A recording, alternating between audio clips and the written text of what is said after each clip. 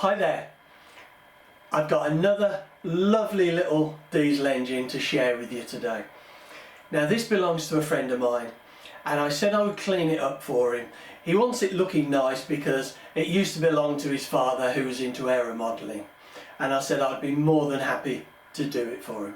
Well, this great engine here is a DC Spitfire, and that's Davis Carlton, the DC. And it's made in England. We can just see here it's quite faint, looks like it's worn a little bit. Made in England, and this looks like it's had a really hard life and done some hard work, but it'd be great if we can get this back in the test stand, cleaned up and back in the test stand again. And it looks more or less complete. There doesn't look any major damage to it. A bit of the anodizing has gone off the head, where its head's been on and off a few times by the look of it.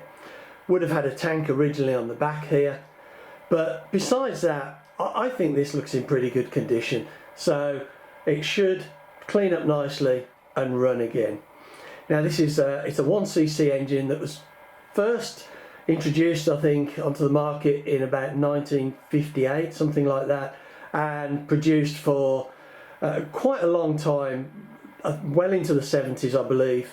So it'll be lovely to get this cleaned up and running again. Well, as I've done before, I'm going to soak this in some fuel for a few days and see if it will start to move a little bit, because it really is solid, and if I apply any pressure to it, it's just going to damage it. If I can help it, I would rather not take it apart and strip it down. If I can soak it, apply some heat, some penetrating oil, get it cleaned up and moving, all the better.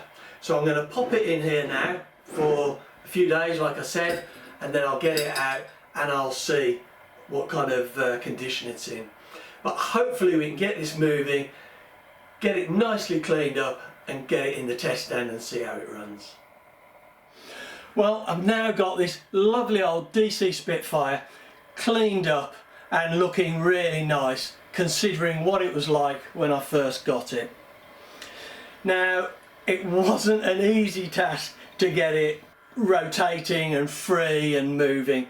I ended up having to strip the engine more or less completely to clean everything up because it was so gummed up. But as you can see, it's looking lovely, and it's got great compression. Just listen to this.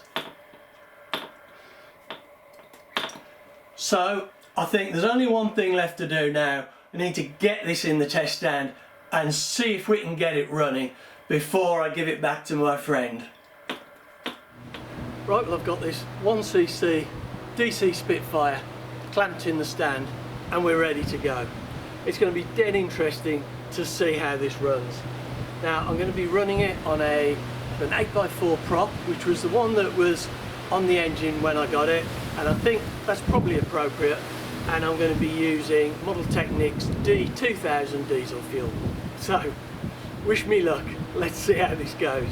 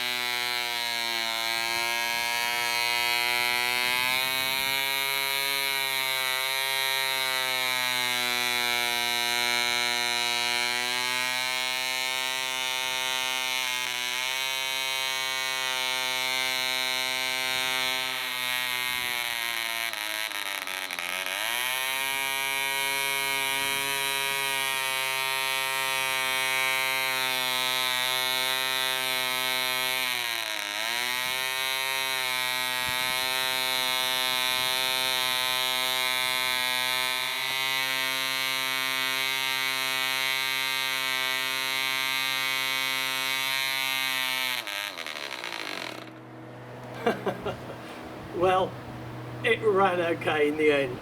At one point I never thought we were going to get there, but I think I had the compression too high. The needle valve was a little bit loose and started rotating with the vibration, and as you could see all through the film, the footage, the compression screw was just winding itself out and affecting that, so it needs to have a lock on it. But with just a little bit more work on this, I think we've got a sweet running engine eventually. Well, I hope you enjoyed that.